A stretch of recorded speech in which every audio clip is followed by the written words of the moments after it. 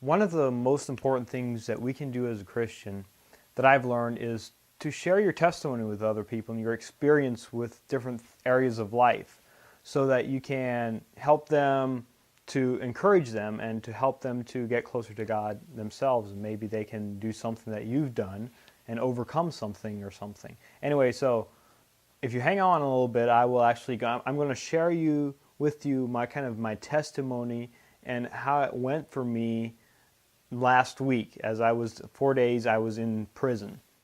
Sweet! We're watching the Wizive show.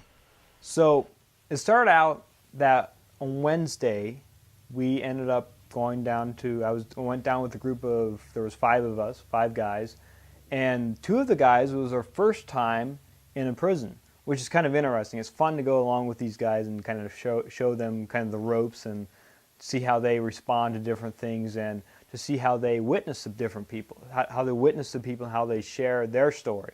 And on Wednesday was orientation, where we went all together, everybody. It was like a big crusade. It was Gospel Express Crusade, and they had 400 people come together, over 400 volunteers come together for this prison crusade. So it's a lot of people, so you get to see a lot of new faces, and it's fun to get together all in one place for the orientation.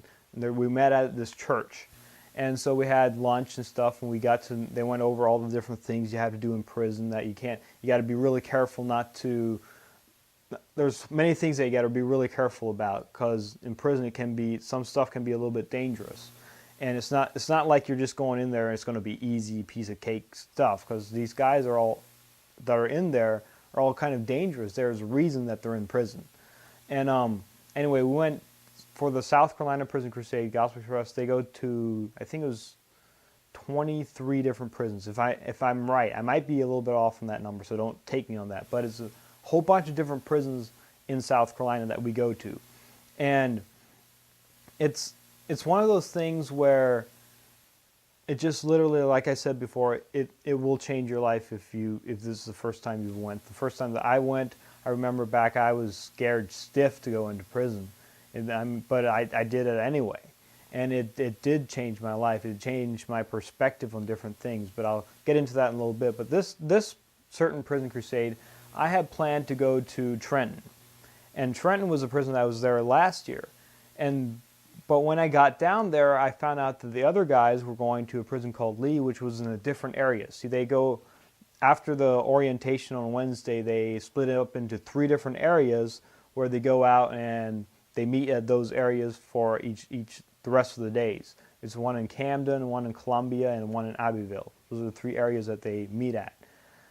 And the people that were going to Lee Prison were supposed to be in Camden, and then the people that were going to Trenton would be in a different area, would be either in Columbia or Abbeville. I wasn't quite sure. I think they had switched it around that year. I'm not quite sure. But anyway, I went to Lee, and I had wanted to go to Trenton because it was the same prison, some of the same guys. It's kind of fun to see the same guys sometimes. But anyway, so I ended up going to Lee with the group of guys that I went along with, and we went to Camden. We stayed there on the first day. On Thursday, every morning we come together as a group, and we have devotions, and we talk about different things, maybe give different testimonies after it's going through and everything. And the first morning we had this devotions, and then we went to our prison.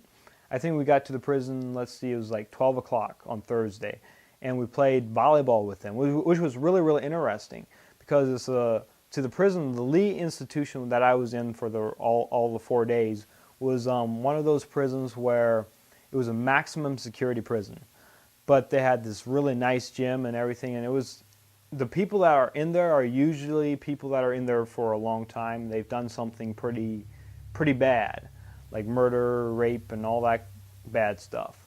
So it was interesting going into an actual maximum security prison. The other prisons weren't quite as maximum security, and Lee is supposedly, they said it was the biggest prison in South Carolina, which I thought was pretty interesting. So I went to Lee, so we played volleyball with the inmates, and we thought we were going to get whooped. and none of us were really prepared to play volleyball. None of us really played a lot of volleyball, but we went in there and we had a good time with them, and we actually ended up winning 2 games straight. So it was a lot of fun. But that's all we did the first day, is to kind of just relate to them and see, when you go into prison like something like that, the prisoners, the inmates, like to know that you care about them. And so when you play sports with them and you have a good time with them, they really enjoy that, and you show your light to them. It's your actions and how you relate to when something goes wrong, when you do something wrong or something in volleyball, that you don't get angry at other people and different stuff like that. They see that. They see what you're doing and how you're reacting to different stuff. And it speaks to them. That can do a lot to them, and that's what we did the first day. The next morning, we went in at 8 o'clock in the morning. So we skipped our devotions thing that we had each morning, and we went in at 8 o'clock, and there was a basketball team that went in with us, and so they played a game before lunch. They played a game, and they ended up losing. I mean, the inmates, all they do pretty much all day is play basketball and different stuff like that, and now it's not easy. I'm not trying to make prison sound easy, but they're confined to this certain area. This prison, like I mentioned last week, this prison controls them. They can't go out of its boundaries, but they have time to play basketball and do different stuff like that. And so they played basketball, and it was fun to watch them and just to sit there, and then we talked to them, different inmates, and relate to different inmates as they're playing, to witness to different ones and stuff. And it puts you out of your comfort zone to go do something like this. And so anyway, we played the basketball, and then we actually went and ate with the inmates. Now, let me tell you, it's not some of the home cooking that I'm used to. Let's just put it that way. They had some kind of macaronis and stuff like that, and it was really interesting. And I actually, to tell you the truth, I didn't eat anything there. I didn't even get a plate or anything, because I was really not hungry. I was sure to eat a really, really big breakfast beforehand, and so I didn't actually eat with the inmates, but a whole bunch of the others did. I did sit in with, and I met this one guy named Michael, and we talked for a while. And this guy, he was a believer, and he was just talking about the different things in life in prison, different things that they went through, and we talked for quite a while about what's his relationship with Christ and stuff, and see, when you are in prison, you're witnessing to someone. One of the most important things that I can give you is to kind of be yourself, to be able to be personal with the people, to build trust with the people. And so I talked with this guy, Michael, for a while, and he's kind of the guy that each of one of us got to know, all 5 of us got to know throughout the weekend.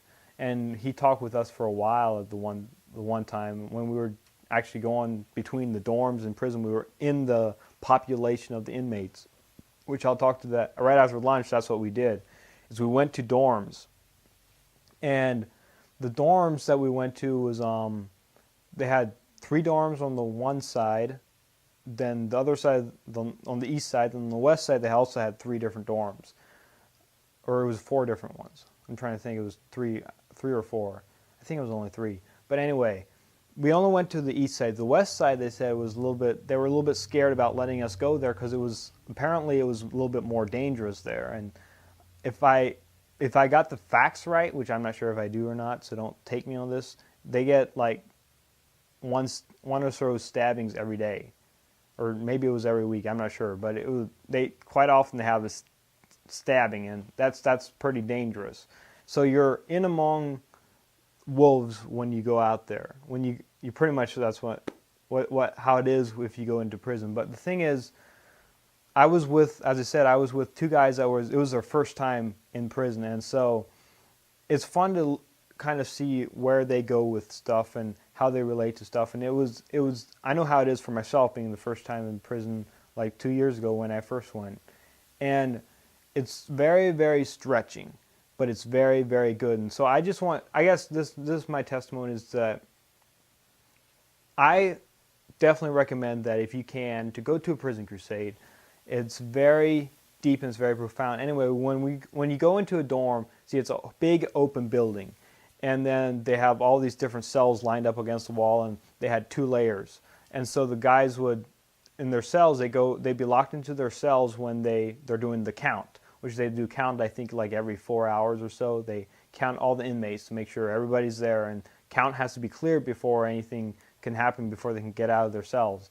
And when we went out after lunch on Friday, we actually went into the dorms. They were doing count, and so they were all in their cells. And so we just walked up to the cells and started talking to people. The first guy I talked to was this guy that he said he was a devil worshiper, and he literally said that he practiced witchcraft and all this other junk out on the street when he was out on the street. If they say out on the street, they're talking about out of prison. So when he was out of prison, he was a total devil worshiper, and he said that right now he could cast a demon on me right now, and that's what he talked about. And so, when he said that, I actually, to tell you the truth, I kind of laughed at him. I was like, "No, you couldn't. I got the Holy Spirit within me. I got a little bit more power than you do. Sorry, buddy." But so that was the first person I really talked to, and it kind of affected my whole weekend a little bit, because I was excited to share the good news and stuff, and this guy just couldn't tell him anything. He didn't believe there was God, but he believed in Satan, which I don't know how that works exactly, but he was literally overtaken by Satan. He has sold his soul to the devil pretty much, and my heart goes out to him. And I prayed about him for a couple. Even when I was there, I prayed about him. I'd still every so often I pray about him, just that God would show himself to him somehow. And this guy, I don't know, as I said, it kind of affected my whole weekend, because I didn't quite know how to relate to him, and I was kind of hurt. But anyway, after that, I talked to a couple other guys, and this one guy actually came to Christ when I was talking to him. See, one thing you got to realize is that it's not me talking to this person, it's Christ going through me. And he gave his life to Christ, which is a wonderful thing. I don't know if you've ever experienced leading someone to salvation or being part of that. It's an awesome thing, and it's a feeling, it's a high that you can't really get anywhere else. And in prison is a good place to kind of start out, I guess I should say. And that's what this episode is about, kind of to get you excited about witnessing and excited about maybe being part of a prison crusade someday. I'd love for you to be part of a prison crusade when I'm there. That would be pretty awesome. But anyway, the next day we went out to a different dorm. This was Saturday. On Sunday we only had a service there in the morning, but on Saturday we went out to this different dorm in the afternoon, and this dorm was they called it Richland. They call it Richland, and they were like, all the inmates just called it Hollywood for some reason. So they had a lot more freedom in this dorm. It was like there was like 4 dorms actually kind of put together into one dorm, and then they just walk around between the dorms. They go out, play basketball out in the yard and different stuff like that. They had quite a bit more freedom there, and they were doing count. When we got there, they weren't doing count, but then inmates all had to go to their cell to do count. So when they were doing count, we all decided to gather at one place, and we decided to sing. And we sung this one song, and this was interesting, because when we were finished singing the song, this one guy opens up his cell door and screams at us and yells at us like, "This isn't church. Go to the chapel if you want to sing." And he was not happy. And so we talked to the officer, and they said, "Well, you better not sing anymore, because we don't want to cause some kind of riot or something. That wouldn't be too good." So we just left it alone. But then we talked to some other guys, some other inmates, and they were like, "Man, you should have kept on singing. I loved your singing," and stuff like that. And it's just amazing how how God works through that, something like that, just a song, and it can uplift somebody.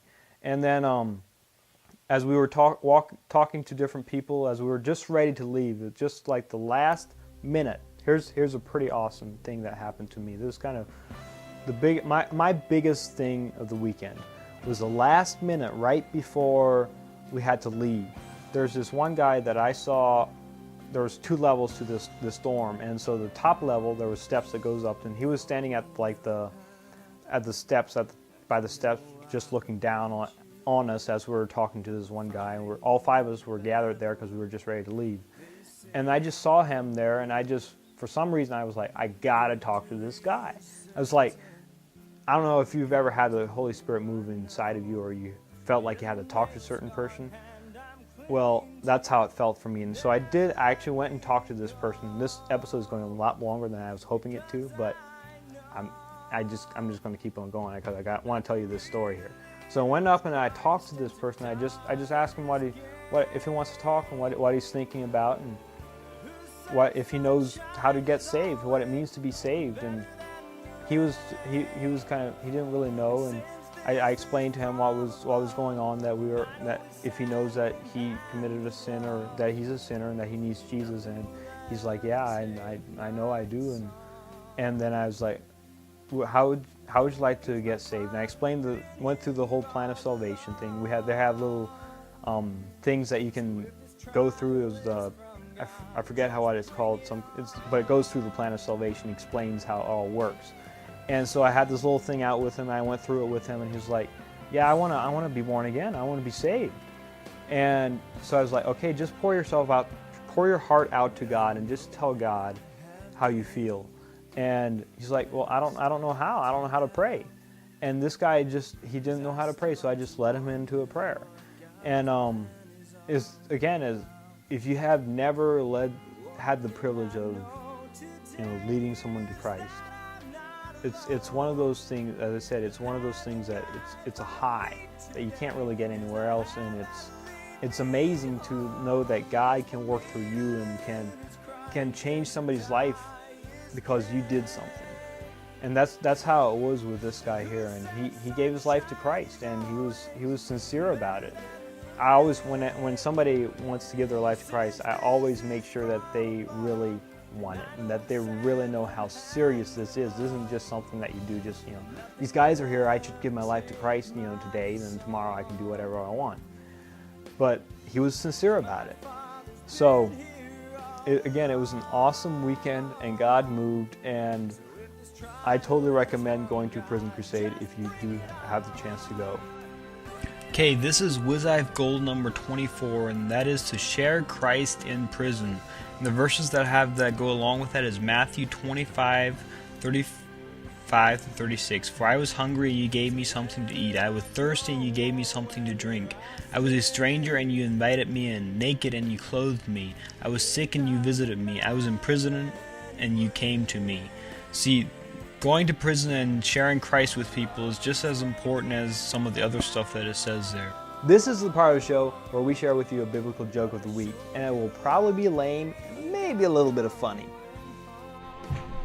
Okay, the joke for today comes from me because nobody submitted one, so please submit your jokes. Here's how it goes. A little boy opened the big and old family Bible with fascination and looked at the old pages as he turned them. Suddenly, something fell out of the Bible, and he picked it up and looked at it closely. It was an old leaf from a tree that had been pressed in between the pages. "Mama, look what I found," the boy called out. "What have you got there, dear?" Mama asked. With astonishment in the little boy's voice, he answered, "I think it's Adam's suit." I need you to submit your biblical joke so that I can have it on the show. Now, how to do that? Well, you can either go to wizive.com and contact me, or you can go to YouTube and create a video response.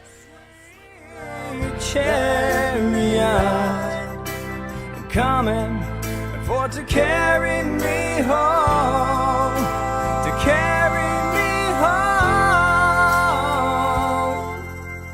coming for to carry me